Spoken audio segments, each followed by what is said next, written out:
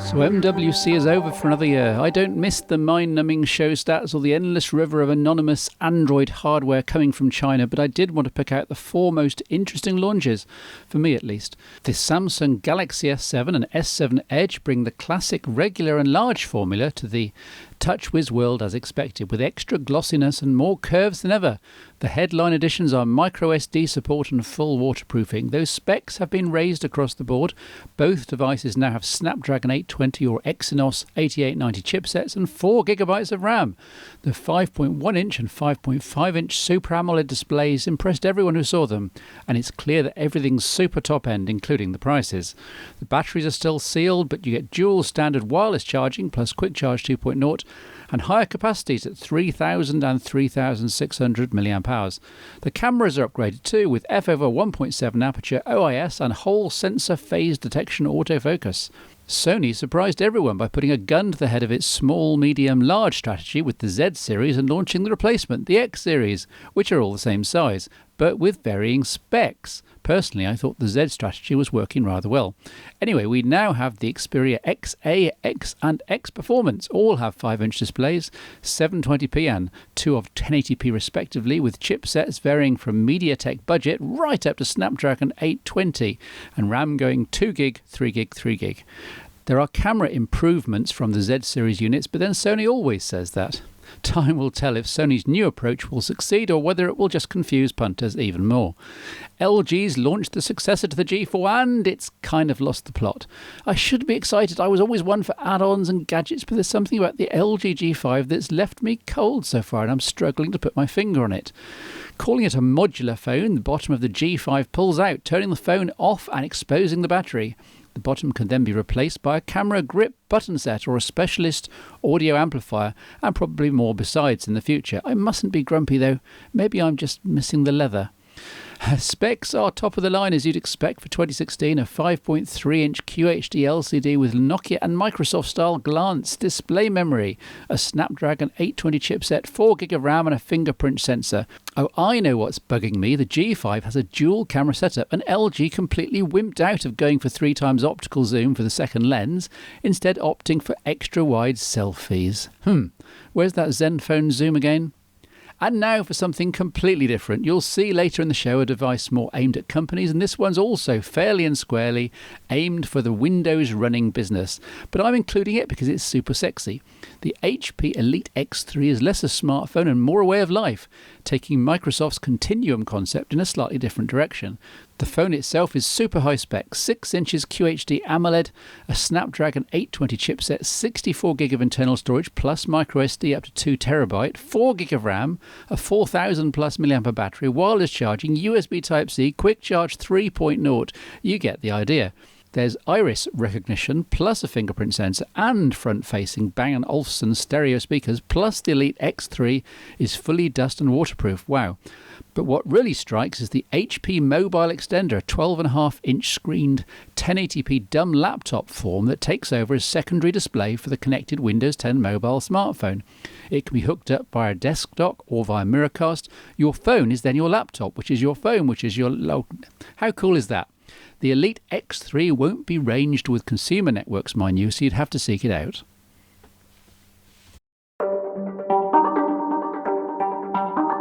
Windows 10 Mobile, eh? It seems as though the evolution of Windows Phone is never going to set the mass market alight, but that doesn't mean that businesses which have standardized on Windows 10 can't have a premium smartphone for not very much money per employee. I'm talking about the Lumia 650 here, and the premium very definitely refers to the design and build rather than the internals. But then it only costs £140 on pay-as-you-go, and I dare say companies can grab them for not much more than £100 each ex VAT and in bulk. Given that this is Windows 10 running universal applications, the full Office Mobile, the full Outlook and so on, and looks, well, downright fabulous in a meeting room, what's not to like? You could even argue that the absence of time wasters such as Major League games, Snapchat and so on might be a benefit in a professional environment. Taken on its own, the Lumia 650 leaves two impressions. One, that it's underpowered.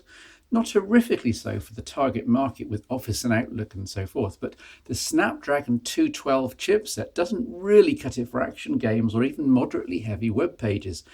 It also limits media to 720p capture, for example, which may be a showstopper in 2016, even if the 5-inch AMOLED display here is only 720p in the first place. A gig of RAM seems a little stingy, but actually works fine for Windows 10 Mobile most of the time, and also helps with battery life. Secondly, it's beautiful with aluminium chassis, chamfer cut iPhone 5 style, inlaid with plastic in which sits a removable backplate giving access to battery, SIM cards and micro SD. It's a little late though. The Lumia 950 here and the 950 XL could really have done with the same design chops. I'm guessing that these were in production months before the new design language was finalised, which is a huge shame. As it is, even with the leather and faux metal replacement back here that made by Mozo, the flagship 950 can't compare for feel in the hand with the Lumia 650, a third the price, which is insane. So, what's it like as a smartphone? The camera is surprisingly decent. See these samples, albeit with the usual Windows 10 camera emphasis on sharpened detail, though it suffers in low light from not having OIS or digital stabilization and only single LED flash. The front-facing speaker's okay. Here's a demo. This is full volume. It's almost loud enough, and the fidelity is average, much as you'd expect at this price point though. The screen is gorgeous though. The Microsoft clear black display polarizes and 720p remains not an issue at 5 inches with my eyes, though eagle-sighted people will spot the use of pentile matrix rather than RGB. Battery life seems excellent in my tests so far, which that frugal Snapdragon 212 chipset, the limited 1 gig of RAM and the unambitious nature of the apps that users will run on it probably have something to do with. Despite its design chops, the Lumia 650 probably isn't for you then, or for me. It's light, it's long-lasting, and Windows 10 through and through, but it's also not even a mini powerhouse. It's best reserved for undemanding professional duties. Expect to see this handed out in a few companies near you. Cue the Star Wars music. This isn't the Blackberry you're looking for. Indeed, it probably isn't. Blackberry has produced some stunningly good designs in the past and some stunningly bad compromises. And the Priv probably ranks among the latter, I'm afraid, which is not to say it's not a supremely powerful computing device. It absolutely is. It's just that the Priv itself doesn't actually need to exist.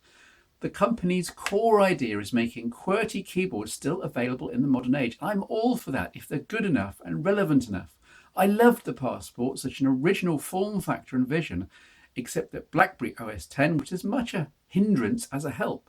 I love the Q10 here and ditto thoughts on BB10. So when Blackberry finally turned to Android, every QWERTY fan was salivating at the thought of either of these form factors, and we got the Priv instead. It's well made. A little flexibility in the back panel aside and worries over the longevity of the slider mechanism, with the tensile weave material here first used in the likes of the Q10, though there's no Qi charging, which is a bit of a shame. The display's curved at the edges in the manner of the Galaxy S6 Edge and is used for both a charging indicator and a visual clue for the productivity views. Plus it looks sexy all the time. At the Priv's heart, though, is essentially a Google Nexus 6, i.e. Snapdragon 808, 3GB of RAM, 5.4-inch AMOLED QHD display, an 18-megapixel camera with OIS, and a 3,410 mAh battery charged via micro USB with Quick Charge 2.0. Even the software is virtually stock Android, albeit currently stuck at 5.1.1. We're still waiting for Marshmallow. 32 gig of internal space is expandable via microSD 2, and there's a typically good Blackberry speaker front mounted on the bottom. Here's a demo. This is full volume. Just giving an idea of the fidelity. It's pretty good, even if the volume is not terrific. All this and a QWERTY keyboard accessed by sliding the screen section up. It's an engineering miracle. So what's not to love? The keys are a little fiddly by necessity. The keyboard's done well, and the key tops are capacitive, as on the Passport, so you can swipe over the keys to scroll down in lists, or swipe sideways on the home screens, though it doesn't work in all applications. It's not quite a virtual trackpad either. The big problem is that going back to pinching at a physical keyboard after years of enjoying rather sensationally good predictive touchscreen keyboards is a shock. Think about how you normally write on smartphones in 2016. Take any word and then picture the gestures or thumb movements you make in the general direction of each on-screen character. Chances are you hit comparatively few of these, yet the software works out which words you meant and all is well.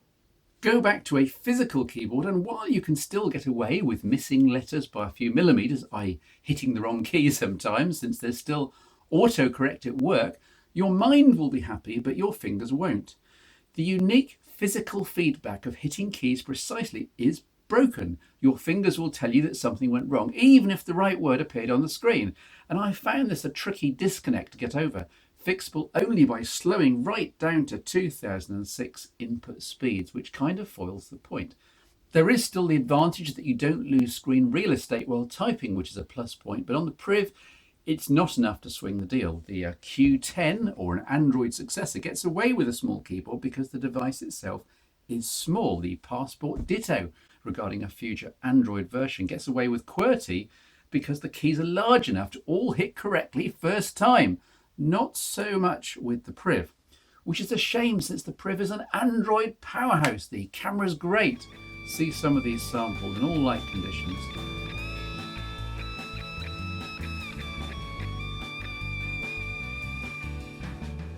The screen's gorgeous. The Blackberry Hub application does a good job of integrating email and social messaging. There are customizable keyboard shortcuts for particular applications or actions. There's a lot to like here. But almost 200 grams of weight and £550 or so SIM-free is a very high price to pay for all of this. Look, this isn't an exhaustive review since my feelings on the phone transcended the need to produce a blow-by-blow account of every single feature of something I wasn't going to recommend to everybody. And I can absolutely see the Blackberry Priv gaining some hardcore fans. For some people, it's everything they ever wanted, all in the one smartphone. But for most users, this probably isn't the Blackberry you're looking for. You'll be wanting that rumoured Android version of the Passport that I still think Blackberry would be crazy not to announce in the first half of 2016.